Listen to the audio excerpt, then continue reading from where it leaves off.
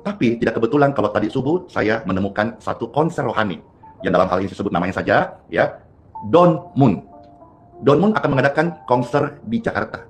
Bagus, bagus. Saya tidak tahu siapa pelaksananya, tetapi saya ingat beberapa bulan lalu pernah bersama Pastor Philip Mantova konser atau pelayanan memberkati lewat wadah gereja GMS ya, Mawar Hitam ya. Lalu setelah itu saya lihat bulan ini adakan konser di Jakarta, konsernya Don Moon.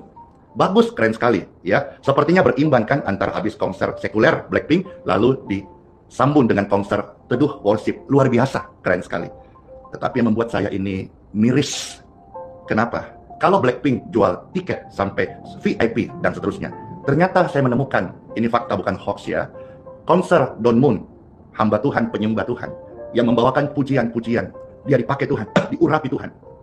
Tapi yang membuat saya miris adalah menjual tiket. Saya tidak tahu siapa pelaksananya, siapa panitianya.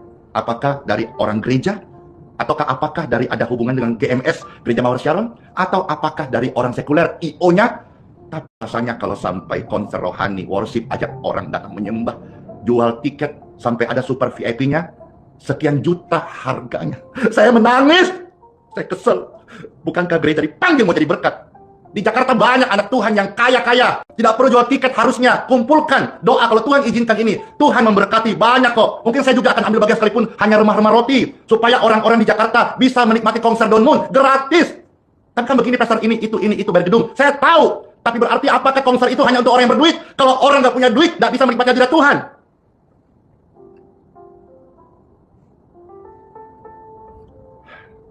Apakah Tuhan Yesus datang hanya untuk orang-orang borju, orang-orang berduit?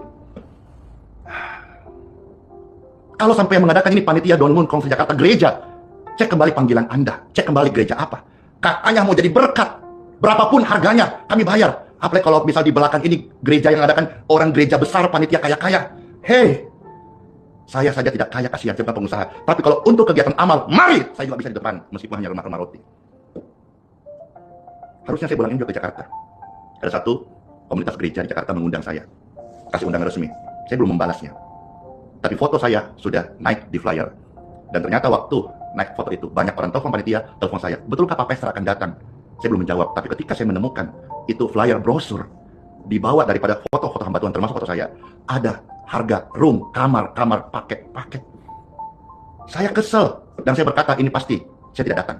Jadi saya berkata, saya tidak cancel ya. Kalau cancel saya setuju, saya akan datang, tapi saya batalkan sepihak. Saya tidak jadi hadir karena saya pun tidak konfirmasi. Baru karena saya melihat itu, saya tidak setuju.